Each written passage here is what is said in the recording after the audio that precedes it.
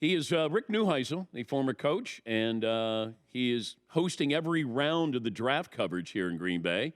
And throughout the year, you can hear him hosting Full Ride on Sirius XM College Sports Radio.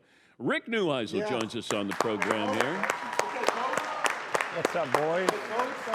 How are we doing? How's everybody? My man. Hi, buddy. How you been? I like that Rick is hosting his radio show right now. Right now. While he's on my show.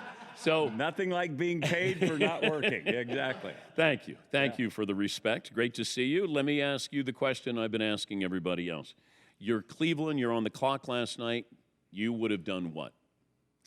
I might have traded into the first round there for that 32nd pick, just switched with the Chiefs. I might have traded into that just because you get the 5th year.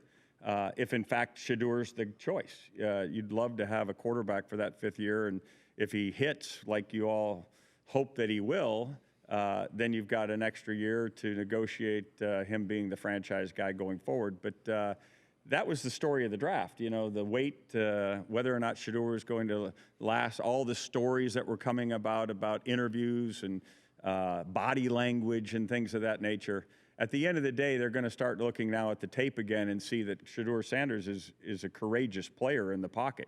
He stands in there and takes people right in his face and still throws accurately, 74% passer. In some ways, it is almost like they were teaching him a little lesson in humility, but now somebody wants to get a really good player. Would you have taken Travis Hunter if you're Cleveland? I think Travis Hunter is a unique athlete. And I thought that Andrew Berry, the GM, was going to take him when he called him the Shohei Ohtani of the NFL. I said, you can't say that about him and then not take him.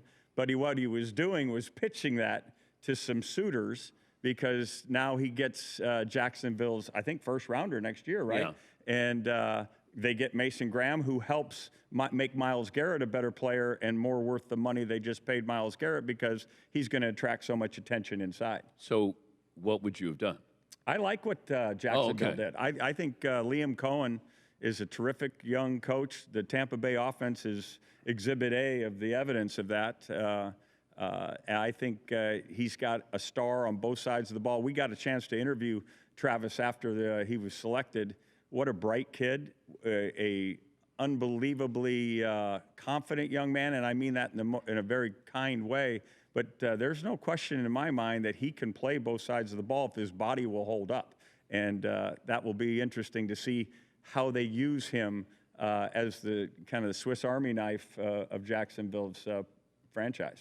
But Daniel Jeremiah said that the Browns were going to have him major in offense and minor in defense. That's right. To go along with Jerry Jeudy. I think Liam Cohen, being an offensive guy, has got all sorts of plans for him offensively. But the one thing, and he knows this from his college coach, Deion Sanders, you can play lockdown. He has the skill set. You just go lock that guy down. And the gift for a defensive coordinator to have somebody that can take the number one receiver away, in particular, into the boundary, you can play all sorts of other things with your 10 other guys that confound a quarterback, as long as you can take their alpha away. And I think Travis Hunter has the gifts to do that. We're talking to Rick Neuheisel, the CBS Sports College football analyst, former college head coach. When you see Cam Ward in his grade this year, but if he was drafted last year, would have been maybe the 6th or 7th quarterback. Okay, does it make sense for Tennessee to take a guy who would have been the 6th or 7th quarterback a year ago, and you take him number 1 overall? It may not make sense to Tennessee, but it certainly did to Brian Callahan. He's got to have a guy. And Will Levis, for all his attributes, still has what I call a panic reflex. When the bullets start flying in a pocket, there was a bit wanting to get the ball out, and it was irresponsible.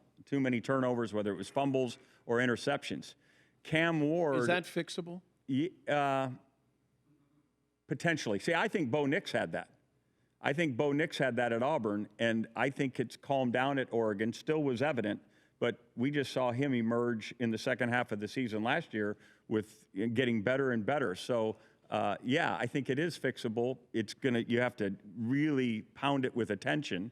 And I don't know how much more, many more snaps Will Levis is going to get in Tennessee now that they've invested the way they have in Ward. But if you watch Ward, whether it be at Incarnate Word, Washington State, or this last year at Miami, an unusual amount of calm, a Mahomesian amount of calm in terms of just finding Houdini ways out of the pocket and making a play. Sometimes to his detriment, making a turnover, and he'll have to correct that. But unusual poise in the pocket that when it the house is on fire, he gets the baby out of the house. He gets it out. So I think it was a wise choice, the right choice given their situation. And I hope Cam Ward, I heard that 3250. I think that's probably about right. You guys were all, I think, 2,700, somewhere in there. Yeah. I would have taken the over of all where you were. I would have said 3,000. So I think the guy's gifted. Give me the strategy you didn't like from last night. Pittsburgh, they have let Justin Fields walk out the door. They've let Russell Wilson walk out the door. Mason Rudolph comes back. He knows the culture, and no one has a more indoctrinated culture than the Pittsburgh Steelers. So I know they feel comfortable with Mason Rudolph, but they don't have a second-round pick right now. What are they going to do if there's, Shedeur probably will be gone. I don't know if the kid from Louisville will be gone. Tyler Shuck. It's a fascinating tale for the Steelers. I think Milroe would have been a great pick. They have played against Lamar Jackson for a number of years and know what kind of a headache that is, and especially now that you have DK Metcalf and Pickens as your alpha receivers, much like the Eagles have Devontae Smith and A.J. Brown. When you have those two guys, and you always get single high because you have to have 8 men in the box because the quarterback's a run threat, that's a nightmare. And the Eagles took it all the way to the national championship, and it's a case study right there with Jalen Hurts at Alabama as a 60% passer before he went to Oklahoma, and now Milroe is a 64, 65%. I know he's 16 and 11. We're not touchdown to interception ratio this year, but last year it was like 20-something to 8. I think Milroe was worth something for the Steelers, and I'm surprised they haven't figured out a way to get to him, because with those two alphas out there as the receivers and his ability to throw the ball deep, he would have been a real weapon for the Steelers. Yeah, I was told last night that the Steelers like the kid out of Louisville. Yeah, Tyler Shuck. Yeah, so that might be a third-round pick for them, but I was told that they like him. Yeah, listen, the Saints are in the quarterback market. Obviously, Cleveland's going to be in the quarterback market. I just, for them to be without a second-round pick makes me nervous for them.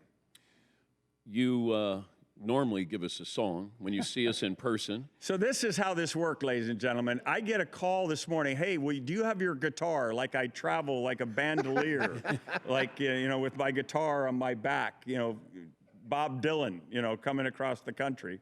I said, thank goodness I don't. Oh, but we have one. Yeah, So you've got a guitar here. So I penned a quick song. Okay. That is I penned a quick song. We'll see if this works, but you're going to have to. And by the way, did you all know that I was born in Wisconsin?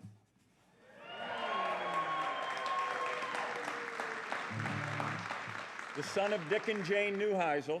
Dick and Jane Neuheisel. Dick is from Cashton. Jane is from Viroqua. And both went to the University of Wisconsin. I was born right there in Madison, at Madison General. And when Dick Vermeil and Brent Musburger, I coached my first game at Colorado, was at Camp Randall against the Badgers.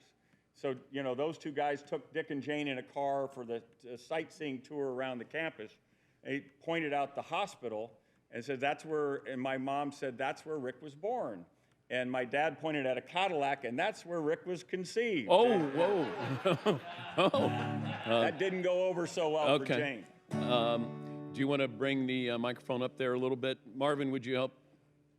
Come on, Marv. What are we doing here? So this, given what took place last night,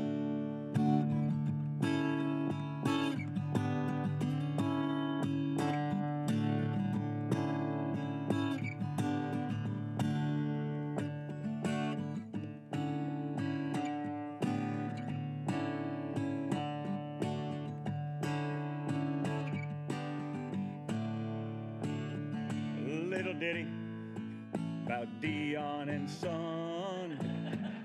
They went last night thinking they were number one. No worries, Shador can still be a star. Just gonna have to start in the back seat of someone's car. Oh yeah, singing life goes on, long after the thrill of being number one. Oh yeah, singing Shador will go on. Let's all root for the kid because he sure ain't number one.